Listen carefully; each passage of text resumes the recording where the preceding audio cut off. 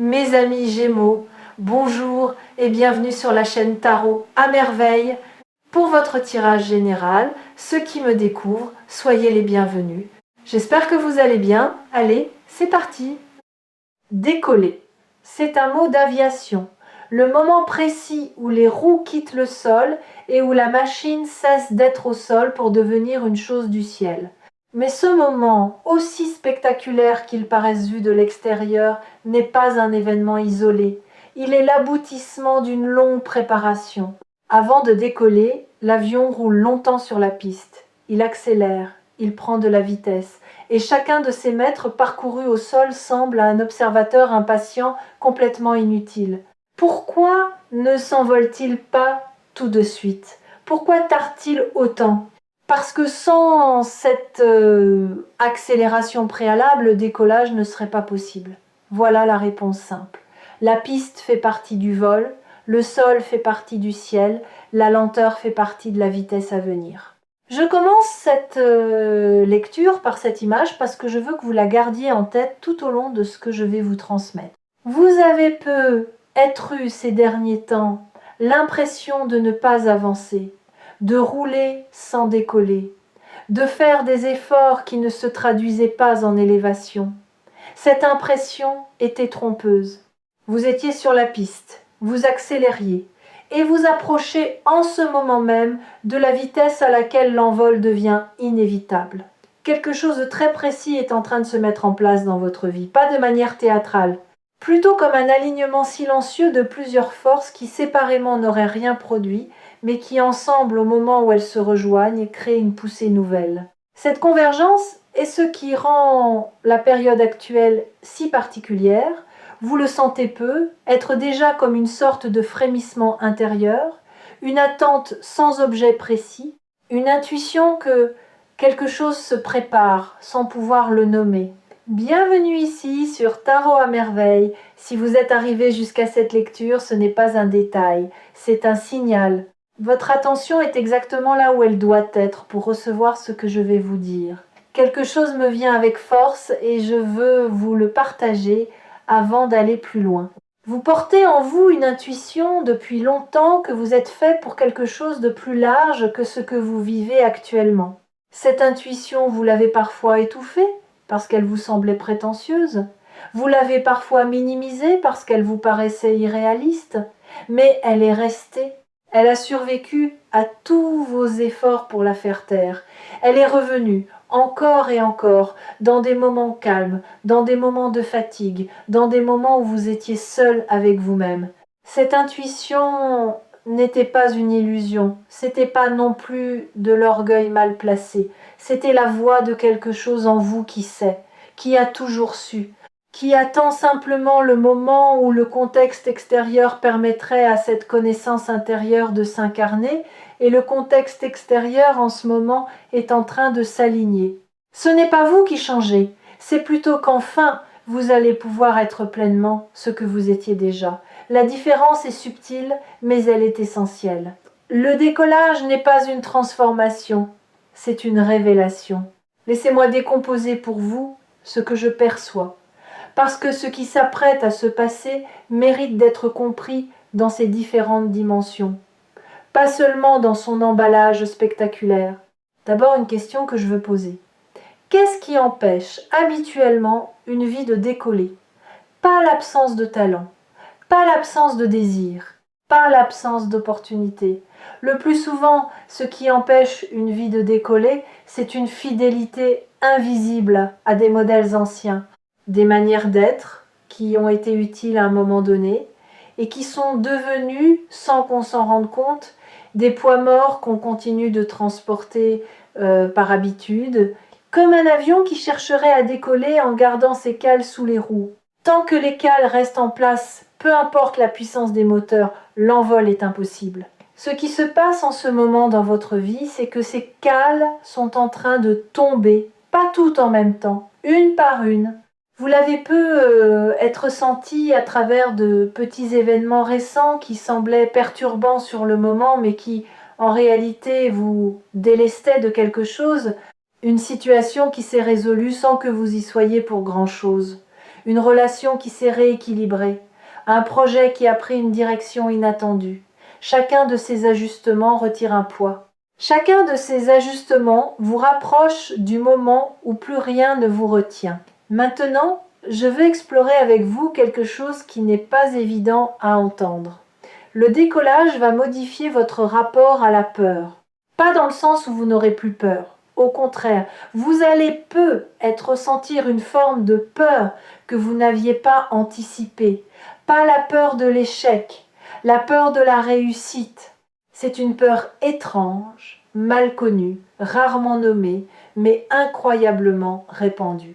Elle se manifeste juste avant un changement majeur. Elle vous murmure que peut-être c'est plus sûr de rester au sol, que le vol implique une exposition que vous n'avez pas testée, que là-haut vous serez visible et que cette visibilité vous met en danger d'une manière nouvelle. Cette peur n'est pas votre ennemi, elle est juste un signal qui indique que vous touchez à quelque chose de réel. Si vous ne sentiez aucune appréhension, c'est que rien d'important ne serait sur le point de se produire. Acceptez cette peur, reconnaissez-la et avancez tout de même. Parce que la vie qui se prépare pour vous est plus large que la vie que vous quittez.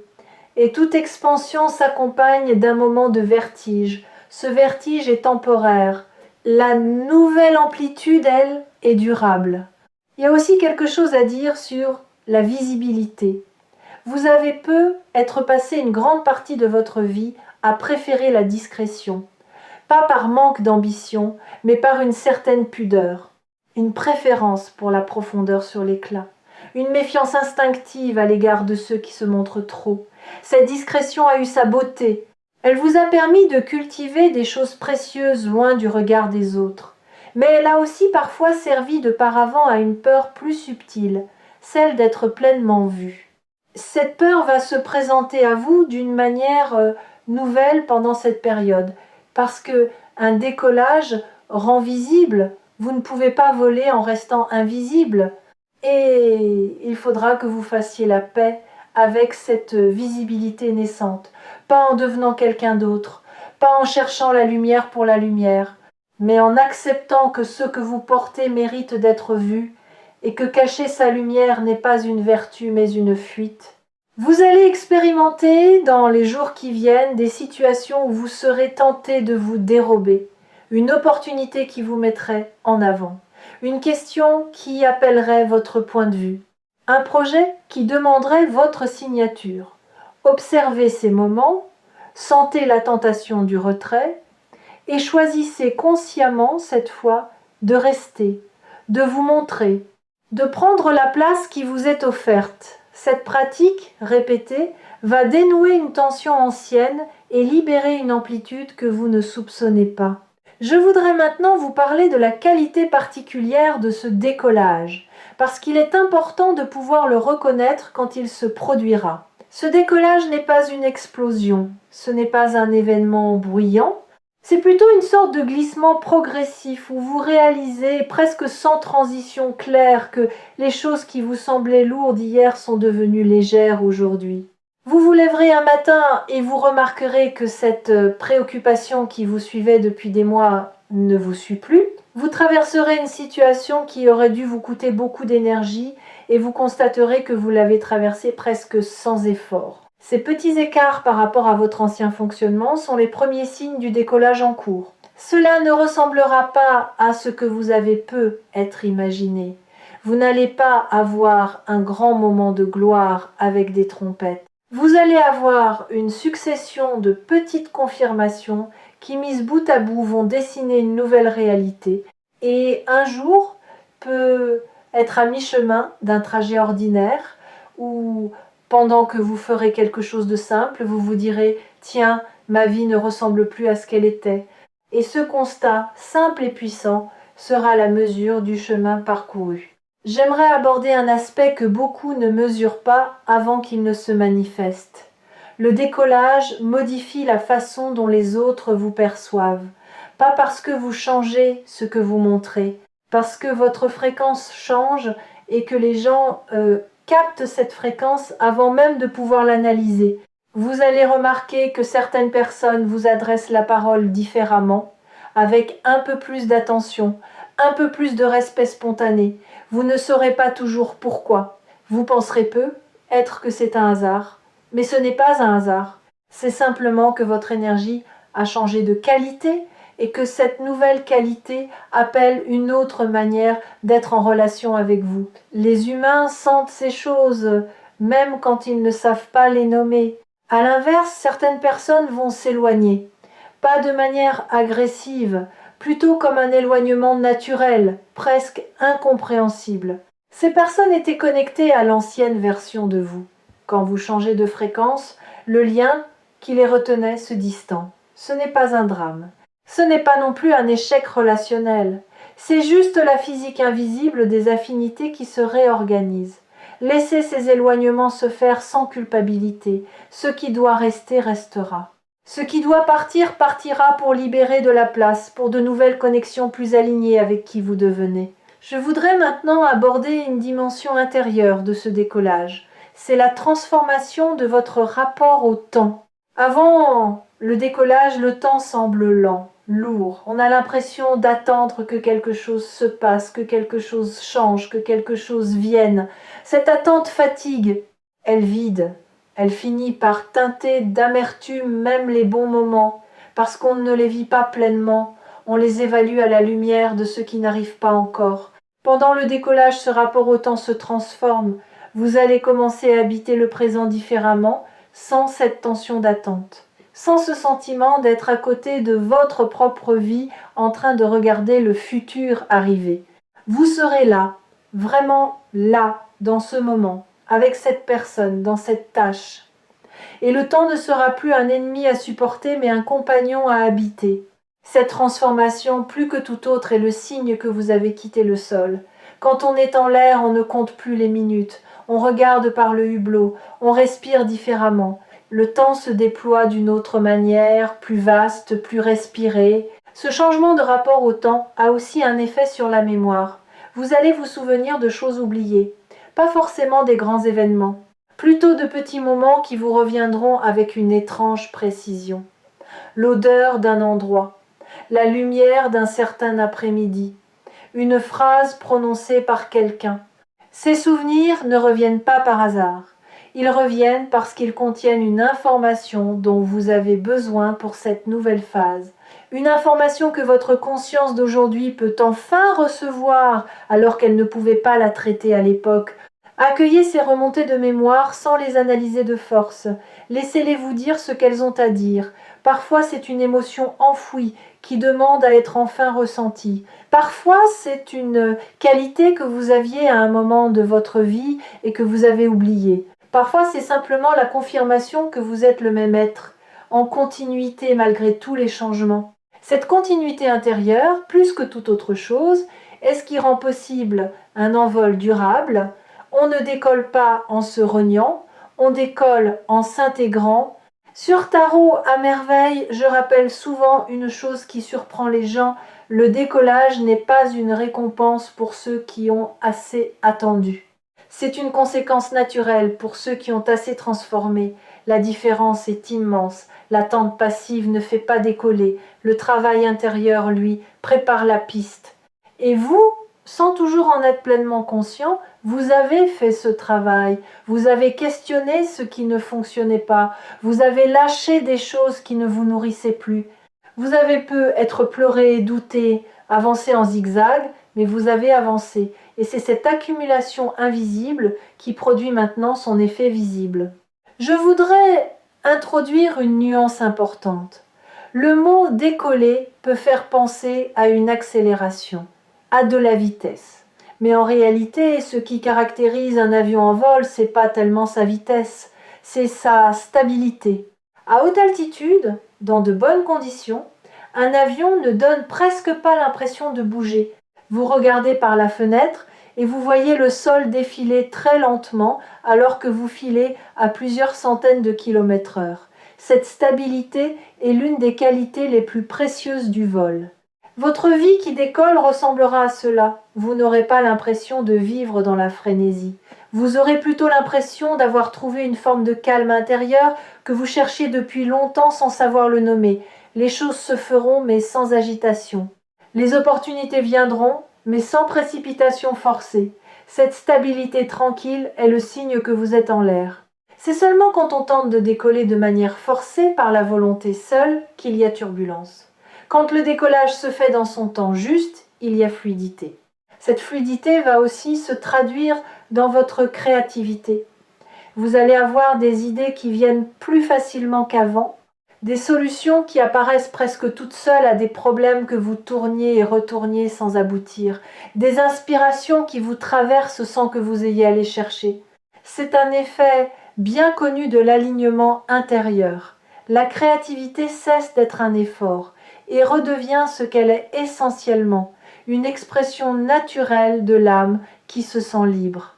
Notez ces idées quand elles arrivent, pas pour les juger immédiatement, pas pour décider tout de suite si elles sont bonnes ou mauvaises, juste pour les saisir.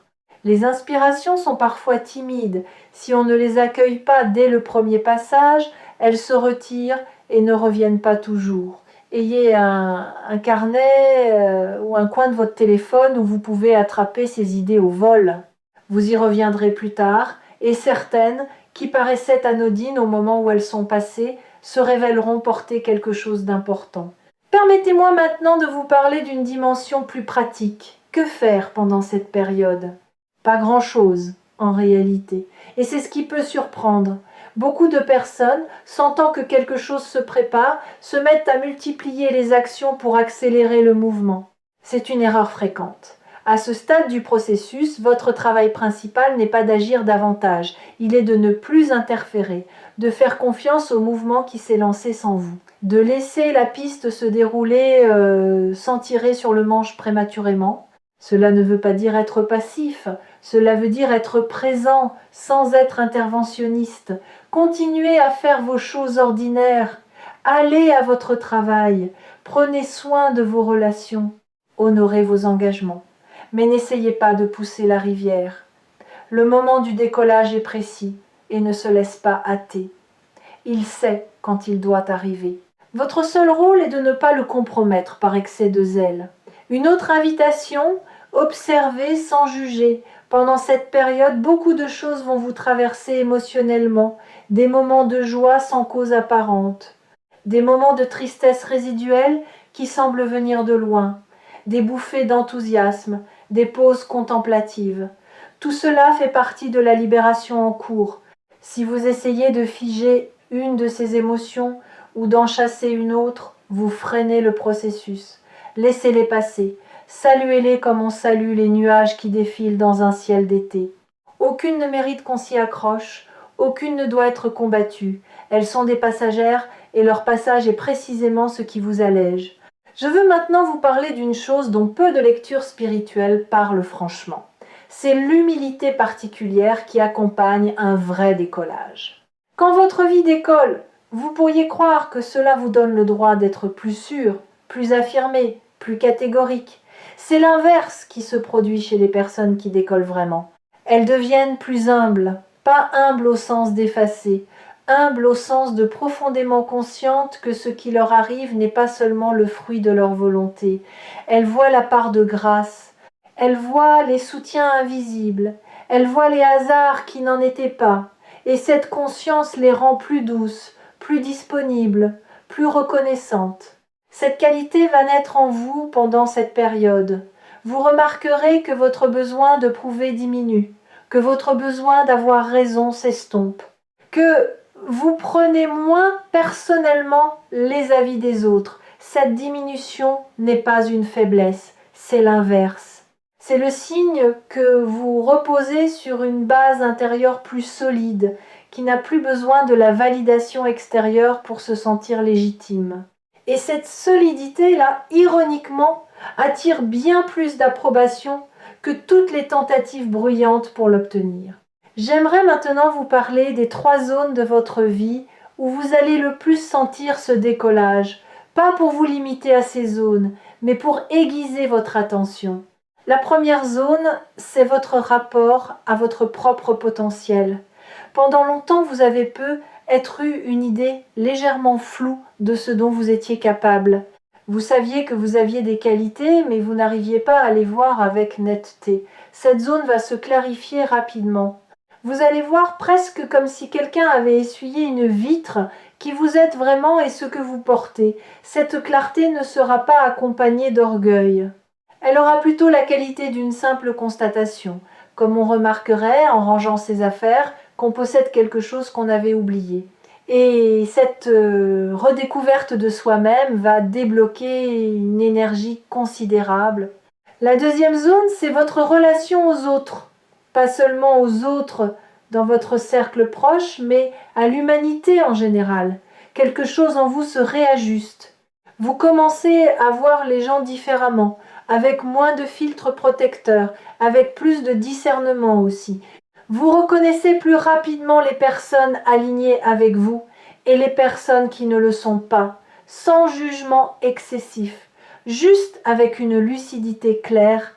Cette lucidité va guider vos prochains choix relationnels et vous épargner beaucoup de détours. La troisième zone est plus subtile.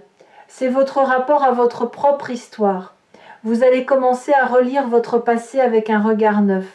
Des événements qui vous semblaient être des échecs vont vous apparaître comme des préparations.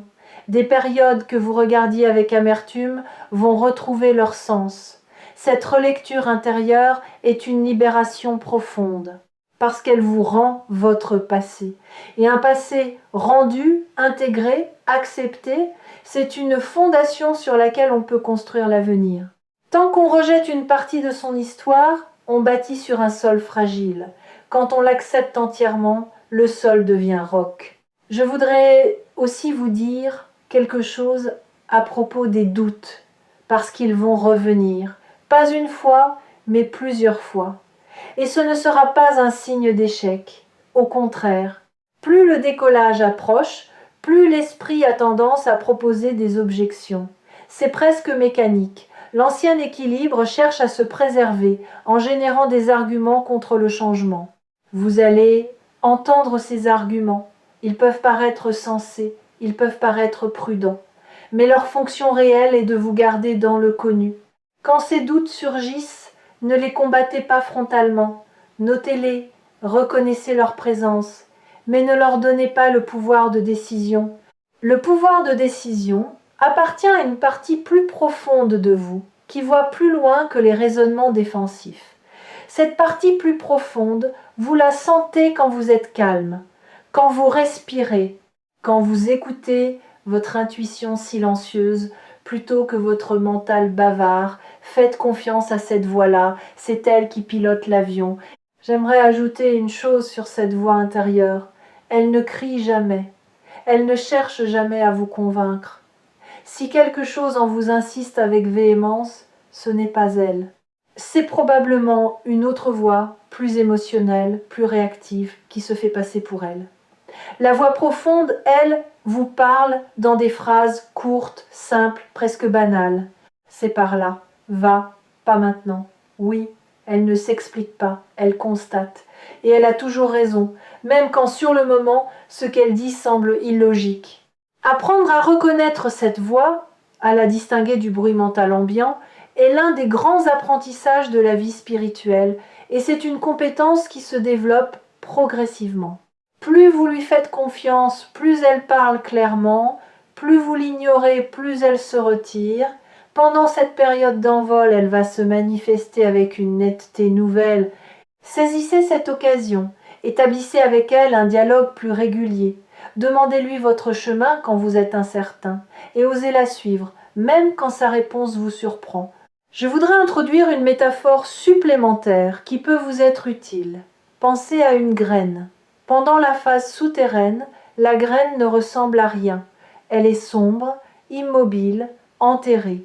Si vous la sortiez de terre pour vérifier qu'elle pousse bien, vous interromperiez son processus. La graine a besoin de l'obscurité pour se transformer. Elle a besoin de cette phase de non-visibilité pour préparer la sortie spectaculaire qui suivra. Vous avez être traversé une période enterrée ces derniers temps. Une période où vous aviez l'impression de ne rien produire de visible.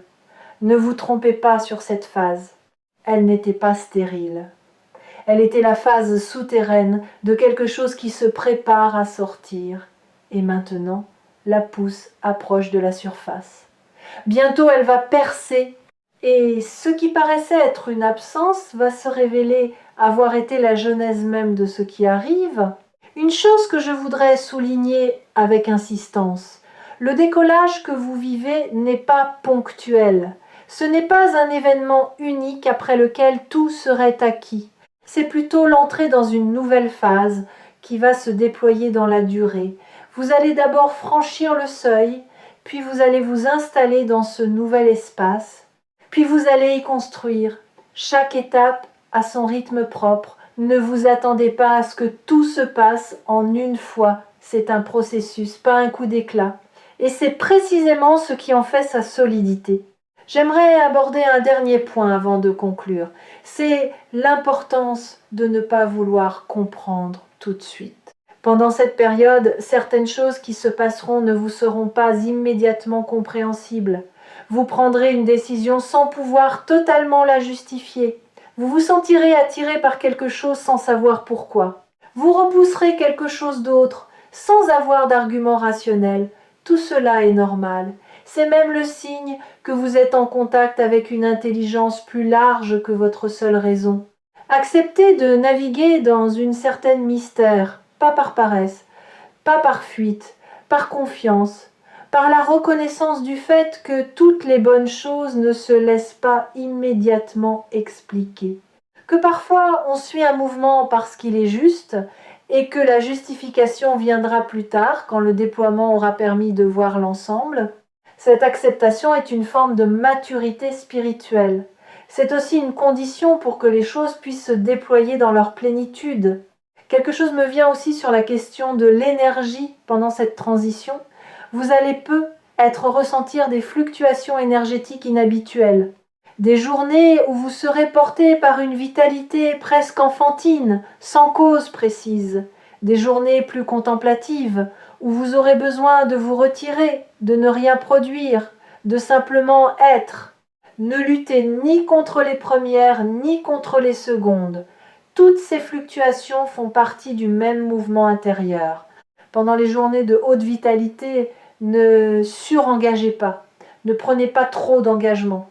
Ce serait tentant, parce que vous vous sentez capable de tout. Mais cette énergie est précieuse et elle peut être mieux utilisée si vous la canalisez plutôt que la dispersez. Choisissez une chose, une seule, qui vous tient particulièrement à cœur et donnez-lui votre énergie pleine. Vous serez surpris de la qualité du résultat. Pendant les journées plus calmes, accordez-vous le repos.